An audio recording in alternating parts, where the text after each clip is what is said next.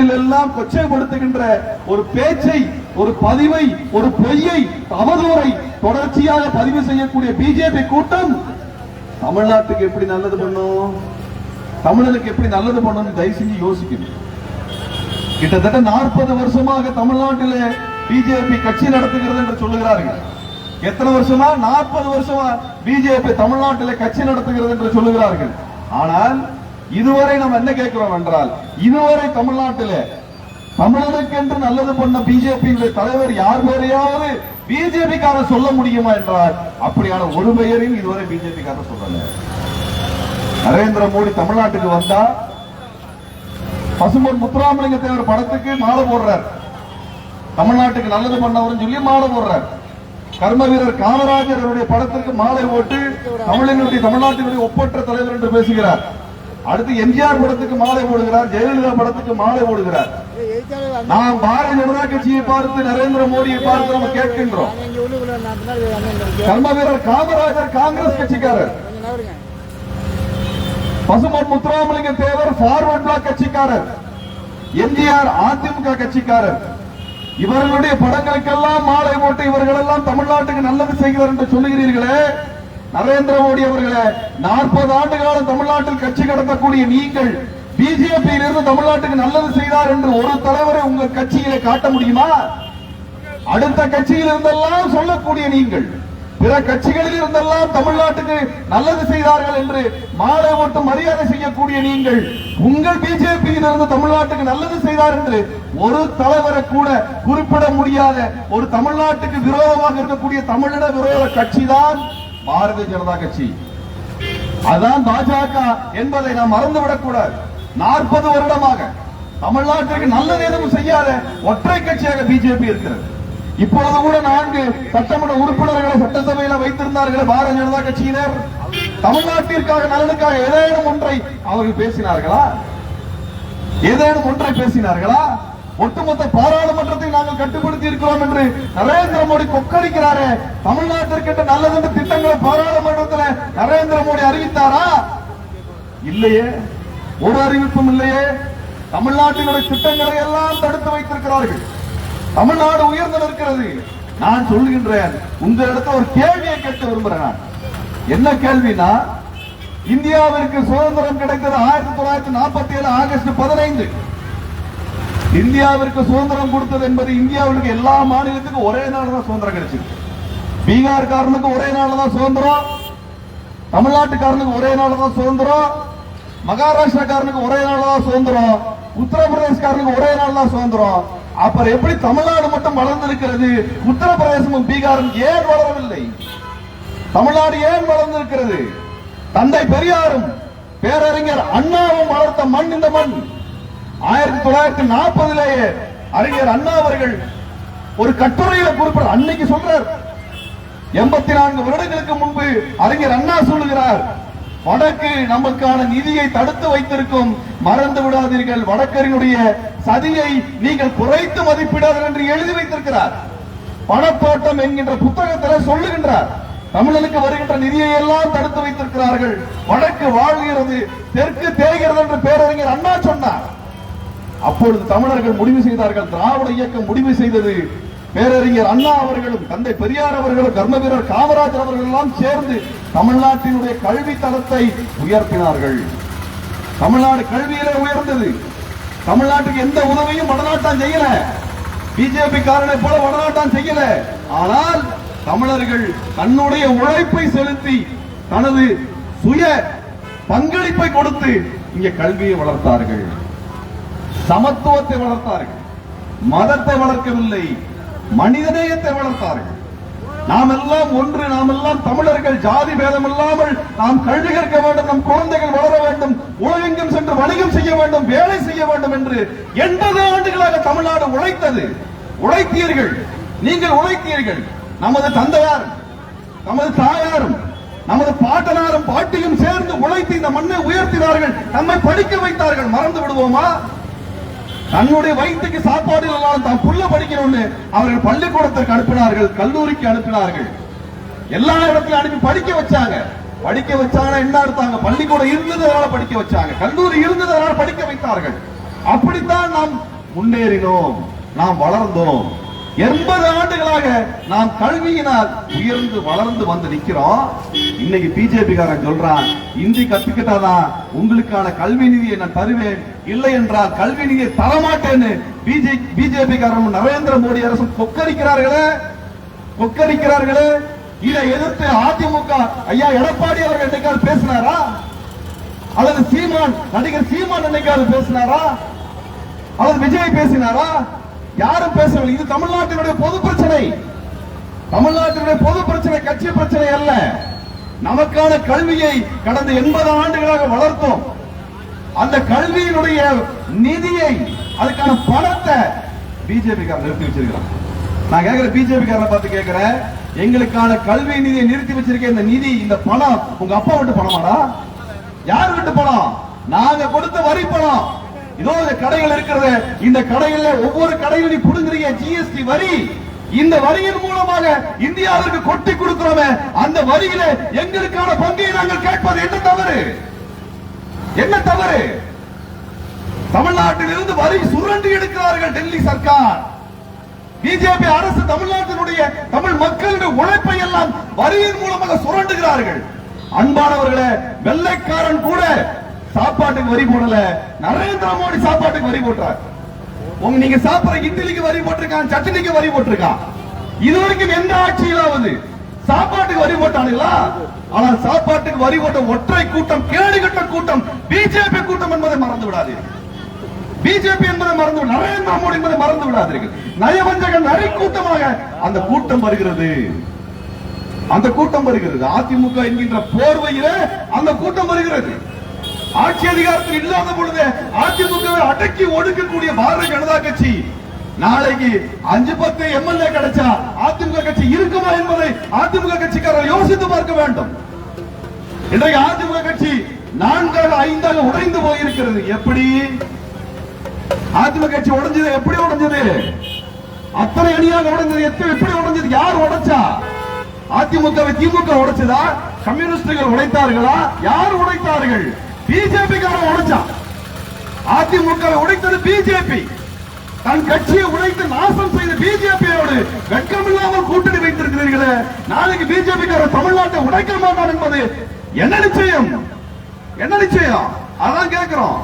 காஷ்மீரை உடைத்தான், யாராவது கேள்வி கேட்க முடிஞ்சதா? அங்க ராணுவத்தை அனுப்பினார்கள், அந்த மக்களின் போராட்டங்களை எல்லாம் நசுக்கிறார்கள், பொருளாதாரத்தை நசுக்கிறார்கள், வருமானம் இல்லாமல் செய்தார்கள். காஷ்மீர் மக்கள் திண்டாடுகிறார்கள். என்ன தவறு செய்தார்கள்? என்ன தவறு செய்தார்கள்? அந்த மாநிலத்தை 3ஆக உடைத்தார்கள் பிஜேபியினர். கேள்வி கேட்க முடிந்ததா? அதே போலத்தான் நாளை தமிழ்நாட்டை நாசம் செய்வார்கள், உடைப்பார்கள். நாசம் செய்வார்கள், உடைப்பார்கள். காஷ்மீர் மக்களை நாசம் செய்த பொழுது, அந்த மாநில மக்கள் உரிமையை நசுக்கிய பொழுது அங்கே குரல் கொடுத்த ஒற்றை கட்சியாக இருந்த கட்சி மார்க்சிஸ்ட் கம்யூனிஸ்ட் கட்சி என்பதை நான் மறந்துவிடவில்லை. மார்க்சிஸ்ட் கட்சி கம்யூனிஸ்ட் கட்சியினுடைய தோழர் தான் அங்கே துணிந்து நின்றார். அதற்காக அவர் சிறையில் அடைக்கப்பட்டார். ஒரு பாராளுமன்ற உறுப்பினராக நின்று சிறையில் அடைக்கப்பட்டார். அன்பானவர்களே, பெரியோர்களே, தாய்மார்களே, இது ஒரு வேளாங்கண்ணி மண். இந்த வேளாங்கண்ணி என்பது தமிழ்நாட்டுக்கு மட்டுமல்ல, உலக அளவில் சமத்துவத்திற்கு பெயர் பெற்ற மண் இது. இங்க ஜாதி மதம் பார்க்காமல் அனைவரும் கூடுகின்றார்கள். இங்க மாதாவை வணங்க வரக்கூடியவர்கள் இந்துவா, முஸ்லீமா, கிறிஸ்தவனா என்று எவரும் கேட்பதில்லை. அவர்கள் மனிதனாக இருந்தால் போதும், அவர்கள் வேண்டுதல் நிறைவேறும் என்கின்ற நம்பிக்கையில் இங்கே வருகிறார்கள். இங்கே கிறிஸ்தவர்கள் தான் வர வேண்டும், இஸ்லாமியர்கள் தான் வர வேண்டும், இந்துக்கள் தான் வர வேண்டும் என்று சொல்லவில்லை. அல்லது தமிழர்கள் தான் வர வேண்டும், இந்த மாநிலத்தை சேர்ந்தவர் வரக்கூடாது என்றெல்லாம் தமிழன் தடுத்து வைக்கவில்லை. யார் வேண்டுமானாலும் வரலாம், அமைதியாக வரலாம். இந்த இடத்துல அவர்கள் கடவுளை வணங்கி கொண்டாடலாம், அவர்கள் வேண்டுதலை முன்வைக்கலாம் என்று சமத்துவத்தை சொல்லுகின்ற மண் தான் இந்த வேளாங்கண்ணி மண்ணு. நான் அதிமுக பார்த்து கேட்கின்றேன், பிஜேபியோட கூட்டணி வைக்கிறீங்களே, நாளைக்கு பிஜேபி காரன் வந்தா இந்த வேளாங்கண்ணி அமைதியா இருக்குமா? இந்த கடைகள் அமைதியாக கடைகள் வணிகம் செய்ய முடியுமா? இந்த வியாபாரத்தை நம்ம செய்ய முடியுமா? இந்த கடைகளிலே, இந்த இங்கே இருக்கக்கூடிய நிறுவனங்களிலே நம் மக்கள் வேலை செய்ய முடியுமா? யோசிச்சுப்பாரு. இதெல்லாம் இருக்க விடுவானா? இருக்க விடுவானா? நாளைக்கு நிம்மதியா நம்ம வாழ முடியுமா? இந்த வேளாங்கண்ணி என்பது எப்பேற்பட்ட மண், எத்தனை பாரம்பரியம் மிக்க மண். அனைத்து மக்களும், ஏழை பணக்காரன் பார்ப்பதில்லை, ஜாதி மதம் பார்ப்பது, எந்த ஜாதி என்றெல்லாம் பார்ப்பதில்லை, எந்த மதம் என்றெல்லாம் பார்ப்பதில்லை. அந்த கதவுகள் திறந்திருக்கின்றன. அனைத்து மக்களுக்குமான கதவுகள் திறந்திருக்கின்றன. அவர்களுக்கான தேவைப்படுகின்ற வேண்டுதல்களை எல்லாம் நிறைவேற்றி தருவார்கள் என்கின்ற நம்பிக்கையில அங்கே மக்கள் கூட்டம் கூட்டமாக செல்லுகிறார்கள். இப்படிப்பட்ட ஒரு சமத்துவமான இந்த நகரத்தை போல ஒரு நகரத்தை வடநாட்டில் காட்ட முடியுமா? பிஜேபி காரன் ஊர்ல ஒரு இடத்தை காமிக்க முடியுமா? அந்த மாதிரி யார் வேணா வரலாம், எந்த ஜாதி வேண்டுமானாலும் வரலாம், எந்த மதம் வேண்டுமானாலும் வரலாம், எந்த மாநிலத்தை சார்ந்தவர் வேண்டுமானாலும் வரலாம் என்று சொல்லக்கூடிய ஒரு ஊரை கூட வடநாட்டில் காட்ட முடியும். நான் அதிமுக பார்த்து கேட்கிறேன், நாளைக்கு வேளாங்கண்ணி சும்மா விடுவானா? இடுக்கிற கடப்பாறை தூக்கிட்டு வரமாட்டானா? சங்கி கூட்டம், பிஜேபி கூட்டம். யோசித்து பாருங்கள். வேளாங்கண்ணியை காப்பாற்ற வேண்டும் என்றால் நீங்கள் ஒரு காலமும் அதிமுக கூட்டணிக்கு வாக்களிக்க கூடாது. சொந்த கட்சியை காப்பாற்ற முடியாத அதிமுகவினர் எப்படி தமிழ்நாட்டை காப்பாற்றுவார்கள்? எடப்பாடியார் அவர்களே, உங்கள் கட்சியை நீங்கள் காப்பாற்ற முடியவில்லையே, நீங்கள் எப்படி தமிழ்நாட்டை காப்பாற்றுவீர்கள்? சொல்லுங்க. நீங்க அவருடைய அறிக்கையில் போடுறார் எடப்பாடியார், தமிழகத்தை மீட்போம் என்று, தமிழ்நாட்டை மீட்போம் என்று போடவில்லை. ரொம்ப நுணுக்கமா பார்க்க வேண்டியிருக்கீங்க அரசியல. தமிழ்நாடு என்று சொல்லக்கூடாது என்று பிஜேபி சொல்லுகிறது, உத்தரவிடுகிறது. நரேந்திர மோடி உத்தரவிடுறார். அதெல்லாம் தமிழ்நாடு, தமிழகம் என்று சொல்லுகிறான். தமிழ்நாடு சொல்றது பெருமை மிகுந்த இந்த சொல் 2000-3000 வருடமாக நம் இனத்திலே, நம் ரத்தத்திலே ஊறிய சொல், நம் நிலத்தினுடைய சொல். இந்தியா இன்னைக்கு வந்திருக்கலாம், ஆனால் தமிழ்நாடு 2500 வருடங்களுக்கு முன்பு நம்ம இலக்கியத்தில் எழுதப்பட்ட வார்த்தை, நம் நிலத்தினுடைய பெயர். இதற்காக சங்கரலிங்கனார் 60 நாட்களுக்கு மேலாக உண்ணாவிரதம் இருந்து உயிர் கொடுத்து இந்த மண்ணுக்கு தமிழ்நாடு பேர் வைங்க என்று சொல்லி போராடி உயிர் கொடுத்தார். பேரறிஞர் அண்ணா அவர்கள் முதலமைச்சர் பதவி ஏற்றவுடன் சட்டசபையில சொன்னார், இந்த மண் இனிமேல் தமிழ்நாடு என்றுதான் அழைக்கப்படும் என்று சொன்னார். இந்த மண்ணுக்கு தமிழ்நாடு என்கின்ற பெயர் இருக்கும் வரை இந்த நிலத்தை ஆள்பவன் இந்த அண்ணாதுரை என்று சொன்னார். அந்த அண்ணாவோட பெயரை வைத்து அந்த அண்ணாவோட போட்டோவை போட்டுட்டு அதிமுக காரர் அறிக்கை போடுறாரு, இது தமிழகம் என்று சொல்லுகிறார். ஏன் தமிழ்நாடு என்று சொன்னால் அமித்ஷா கழுத்தை மிதிப்பார்னு பயம். அமித்ஷா கழுத்தை மிதிப்பார்னு பயம். நரேந்திர மோடி திட்டுவார்னு பயம். ஊர் பெயரையே, மாநிலத்தின் பெயரையே சொல்ல முடியாத துணிச்சல் இல்லாத அதிமுகவினர் எடப்பாடியார் எப்படி தமிழ்நாட்டை காப்பாற்றுவாரு? எப்படி காப்பாற்றுவாரு? அதிமுக பார்த்து கேட்கிற, நீங்க தமிழகத்தை மீட்போம் என்று சொல்லுகிறீர்கள். உங்க கட்சியில இருந்து எம்பி இருக்கிறாங்க ராஜ்யசபால, என்னைக்கா தமிழ்நாட்டுக்காக பேசி இருக்கிறீங்களா? தமிழ்நாட்டுக்கு வர வேண்டிய நிதியை கேட்டிருக்கிறீர்களா? நாங்கள் தான் தமிழ்நாட்டுக்கு போராடுகிறோம் என்று நீங்கள் சொன்னீர்கள் என்றால் ராஜ்யசபால பேசியிருக்கீங்களா சார்? ஏன் பேசல? ஒரு பேட்டி தரவில்லை. தமிழ்நாட்டு நலனுக்காக ஒரு பேட்டி தரவில்லை. நம்ம மாணவர்களுக்கு பாட புத்தகங்களை அச்சடிக்க முடியவில்லை, நமது ஆசிரியர்களுக்கு சம்பளம் போட முடியவில்லை என்கிற நெருக்கடியை உருவாக்கியது யார் என்றால் நரேந்திர மோடி சர்க்கார், பிஜேபி சர்க்கார். யார் வீட்டு காசுறாது? நாங்க கொடுத்த வரி பணம். நான் உனக்கு போட்ட பிச்சை. தெளிவா சொல்லுவான், தமிழ திமிரோட சொல்லுவான், நான் உனக்கு போட்ட பிச்சை. உத்தரப்பிரதேசக்காரங்கள வரி உனக்கு தரல, பீகார்கார உனக்கு வரி தரல, நீ ஹரியானாக்கார வரி தரல, சத்தீஸ்கர்கார வரி தரல, தமிழ்நாட்டுக்காரன் தராயா வரி. அதை வச்சுதான் இந்தியாவை நடத்திட்டு இருக்க. நீ எங்களுடைய உழைப்பில் நாங்கள் கொடுத்த வரியில நடத்துகின்ற நாட்டிலிருந்து எங்கள் மண்ணுக்கு, எங்கள் தமிழ்நாட்டிற்கான நிதியை ஒதுக்க முடியாத இந்த பிஜேபி வேரோடும் வேரடி மண்ணோடும் நாம் குளிதோண்டி புதைத்தாக வேண்டும். ஏனென்றால் தமிழ்நாட்டுக்கும் தமிழனுக்கும் பயன்படாத கட்சி தமிழ்நாட்டில் தேவையில்லை. அதிமுக வேண்டுமானாலும் பயப்படலாம், அச்சப்படலாம். எடப்பாடியார்கள் அவர்கள் வேண்டுமானாலும் அடிமையாக இருப்பதில் சுகம் காணலாம். தமிழன் சுயமரியாதை மிக்கவன், தலைநிமிர்ந்து நிற்பவன், முதுகெலும்பு உள்ளவன். ஒரு காலத்திலும் இந்த மண் அடிபணியாது. ஒரு காலத்தில் தமிழ்நாடு பாஜகவிற்கு அடிபணியாது, அமித்ஷாவிற்கு அடிபணியாது, நரேந்திர மோடிக்கு அடிபணிந்து நிற்காது. நாம் துணிந்து நிற்போம், நிமிர்ந்து நிற்போம். நாம் உழைக்கின்றோம், நம்ம உழைப்பில் நம்ம வாழ்கின்றோம். அன்பானவர்களே, பெரியோர்களே, தாய்மார்களே, இப்படிப்பட்ட ஒரு சூழலில் தான் தேர்தல் நடக்குதுங்க. இப்படிப்பட்ட ஒரு சூழல் இந்த மாதிரி சூழலுக்கு முன்னாடி இருந்ததா? இல்லை. அதிமுக கட்சியை நாசம் செய்த இதே பிஜேபி மராத்திய மாநிலத்தில் சிவசேனை கட்சியை நாசம் செய்தார்கள். பீகாரில் நிதிஷ்குமார் கட்சியை நாசம் செய்தார்கள்.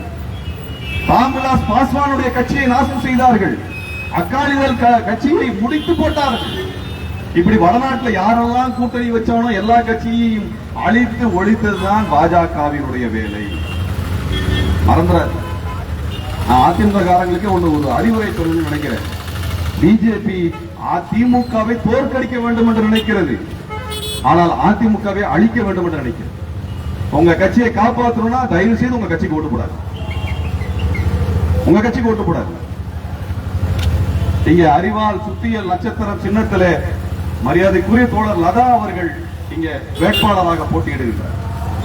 இந்த சுத்தியலுக்கும் அறிவாளுக்கும் ஒரு வரலாறு இருக்கிறது. இந்த மண்ணில அந்த ஆதிக்கத்தை வேறறுத்ததுதான் அந்த அறிவாள். இந்த மக்களுக்கான தொழிற்சாலைகளில் போராடி கொண்டிருந்த தொழிலாளர்கள் உரிமைகளை எல்லாம் நசுக்கிக் கொண்டிருந்த பொழுது சுத்தியலால் ஓங்கி அடித்து தொழிலாளர் உரிமையை உயர்த்தி பிடித்த அந்த சின்னம் தான் இந்த அறிவால் சுத்தியல் நட்சத்திரம். அரசியலுக்கு மதம் தேவையில்லை. அவன் சாமி அவன் வீட்டுல வச்சுப்போம், அவன் மனசுல வச்சுப்போம், அவன் கும்பிட்டுக்குவோம். அது எந்த சாமியா இருந்தானே, எந்த சாமிக்குள்ள சண்டை இல்லை, சாமியாருக்குள்ள சண்டை இருக்கலாம். ஆகவே மதச்சார்பற்றது என்பது மக்களை பற்றி யோசிப்பதுதான் மதச்சார்பற்றது. முற்போக்கு என்பது என்ன? நாம் இன்றைய நிலையிலிருந்து முன்னேறி செல்வது. 80 ஆண்டுகளுக்கு முன்பு கல்வி இல்லை, வேலை வாய்ப்பு இல்லை, வசதிகள் இல்லை, சாலைகள் இல்லை, நகரங்கள் இல்லை, எல்லாத்தையும் கட்டி எழுப்பியிருக்கின்றன. அதுதான் முற்போக்கு, அதான் வளர்ச்சி. இந்த வளர்ச்சி நடக்க வேண்டும், தொடர வேண்டும். இந்த சமத்துவம் நிலைபெற வேண்டும். தமிழ்நாட்டில் பிஜேபி காரன் செய்த ஒரே போராட்டம் திருப்பரங்குன்றத்தில் அந்த சிக்கந்தர் தர்காவை உடைக்கிறேன்னு சொன்ன போராட்டம் தான். காலம் காலமாக நம்ம முருகனை கும்பிடுறோம், காலம் காலமாக கும்பிடுறோம். நான் சொல்லியிருக்கிறேன், திருப்பரங்குன்றத்தில் எனக்கு முதல் மொட்டை போட்டாங்க. என் குடும்பத்தில் எல்லா நல்லது கெட்டதுக்கும் திருப்பரங்குன்றம், திருச்செந்தூருக்கும், பழனிக்கும் போவாங்க. எல்லாருமே முருகபக்தர்கள் தான். சாமி எப்படி கும்பிடணும் நம்மளுக்கு பிஜேபி காரன் கத்துக் கொடுக்க வேண்டியது இல்ல. முருகனுக்கு பிஜேபி காரன் என்னங்க சம்பந்தம்? நரேந்திர மோடி என்னைக்காவது காவடி தூக்கி இருக்காரா? அமித்ஷா என்னைக்காவது அளவு குத்தி இருக்காரா? இல்ல இவங்க மொட்டை போட்டு மொத்தமா அங்க ஊர்வலம் போயிருக்கானா? இவங்களுக்கு முருகனுக்கு என்ன சம்பந்தம்? அவங்களுக்கு ஒன்னே ஒண்ணுதான், தமிழ்நாட்டில் கலவரம் கொண்டு வர வேண்டும். ஆனா நீங்க ஒண்ணு யோசிச்சு பார்க்கணும், இவங்க இத்தனை கலவரம் பண்ண நினைச்சானே, மதுரைக்காரர்களை உதவி செய்தார்களா கலவரத்திற்கு? இல்லையே. மதுரை மக்கள் விரட்டி அடித்தார்கள். பிஜேபி காரன் வெளியூர்ல இருந்து ஆளை கூட்டிட்டு வர முடிஞ்சதே ஒழிய ஒரு மதுரைக்காரன் கூட அங்க திருப்பரங்குன்றத்தை கலவரம் செய்வதற்காக திரண்டு நிற்கவில்லை. பிஜேபி விரட்டி அடித்தது மதுரை நகரம். சங்கம் வளைத்து தமிழ் வளர்த்த மதுரை நகரத்துக்கு தெரியுங்க எது சமத்துவம் என்று. மதுரையில போனீங்கன்னா பெரிய பள்ளிவாசல், ஒரு பள்ளிவாசல் இருக்குது, பெரிய மசூதி.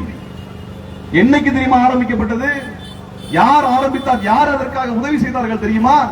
800-900 வருஷத்துக்கு முன்னாடி மதுரையை ஆண்ட மாரவர்மன் சுந்தரபாண்டியன் நிதி கொடுத்து பெரிய பள்ளிவாசலை கட்டி எழுப்பினார். தேங்காய்பட்டினத்தில் இந்தியாவிலேயே பழைய பள்ளிவாசல் இருக்கிறது. அதுக்கு பாண்டிய மன்னர்கள் நிதி கொடுத்து பொருள் கொடுத்து வளர்த்தெடுத்தார்கள். இங்க நாகூர் தர்கா இருக்கிறது. இந்த நாகூர் தர்காவிற்கு மதுரையிலிருந்து வந்த அரசர்கள், சோழ அரசர்கள் தான் அந்த மினாரை கட்டி கொடுத்தார்கள். திருப்பத்தூர்ல போய் பாருங்கள், அங்கே இருக்கக்கூடிய தர்காவை கட்டி கொடுத்தவர்கள் இதே அரசர்கள், மருதுபாண்டியர்கள் தான். அந்த தர்காவை கட்டி கொடுத்தார்கள், வளர்த்தெடுத்தார்கள். நமக்கும் இந்த வழிபாட்டு தளத்துக்குமான உறவு என்பது ரத்த உறவு. அது மேரியாக இருந்தாலும் சரி, மாரியம்மனாக இருந்தாலும் சரி, நாம் மதம் பார்ப்பதில்லை, நல்லதைத்தான் பார்க்கின்றோம். இதுதான் நம்ம மண்ணு. நான் இந்த ஊருக்கு கிட்டத்தட்ட ரொம்ப வருஷம் கழிச்சு வர்றேன். என்னுடைய அம்மா இங்க கூட்டிட்டு வருவாங்க. பழனி மலைக்கு போயிட்டு, சமயபுரம் போயிட்டு, வேளாங்கண்ணிக்கு வந்து நாகூர் தர்காவை முடிச்சுட்டு போனதா ஒவ்வொரு இந்த கோடைகால விடுமுறை இருக்கிறது அல்லவா, இந்த கோடைகால விடுமுறையில, பள்ளி விடுமுறையில இத்தனை இடத்தையும் போய் பார்த்துட்டு வரணும் எங்க அம்மாவுக்கு. அப்படிதான் வேளாங்கண்ணிக்கு வந்திருக்கேன். அதுக்கப்புறம் எங்க அம்மா மறந்த பிறகு இப்பொழுதுதான் வந்திருக்கின்றேன். இந்த நகரத்துக்கு வரும்போது சமத்துவம் தான் ஞாபகம் வருது. அம்மாக்களை இப்பதான் ஞாபகம் வருகிறது. நம்ம அம்மாக்கள் எல்லாம் ஜாதி மதம் பார்த்ததில்லை, கடவுள் எல்லாம் பார்த்ததில்லை. எல்லா சாமியும் ஒரே சாமி தான், நல்லது பண்ணும்னா அந்த சாமி நம்ம சாமி தான் என்று சொன்ன மண் தான் இந்த தமிழ்நாட்டு மண். இந்த மண்ணை மத ரீதியாக பிரிக்கக்கூடிய பிஜேபி அதிமுக கூட்டணியை நாம் முறியடித்து பெரு வெற்றி பெற செய்து தோழர் லதா அவர்களை சட்டமன்றத்திற்கு அனுப்ப வேண்டும் என்று உங்களின் சார்பாக, நான் சார்ந்திருக்கக்கூடிய மே 17 இயக்கத்தின் சார்பாக வேண்டி கேட்டுக்கொள்கின்றேன். இந்த சுத்தியல் அறிவாள் நட்சத்திர சின்னத்திலே நீங்கள் வாக்களித்து தோழர் லதா அவர்களை வெற்றி வேட்பாளராக அங்கே சட்டமன்றத்துக்கு அனுப்புங்க. அதற்கான நன்றி அறிவிப்பு கூட்டத்தில் உங்களோடு நாங்கள் பங்கெடுப்போம் என்பதை சொல்லி வாய்ப்புக்கு நன்றி கூறி விடைபெறுகிறேன். வெல்லட்டும் தமிழ்நாடு, வெல்க தமிழ், வாழ்க தமிழர்கள் என்று சொல்லி விடைபெறுகிறேன். நன்றி, வணக்கம். நன்றி.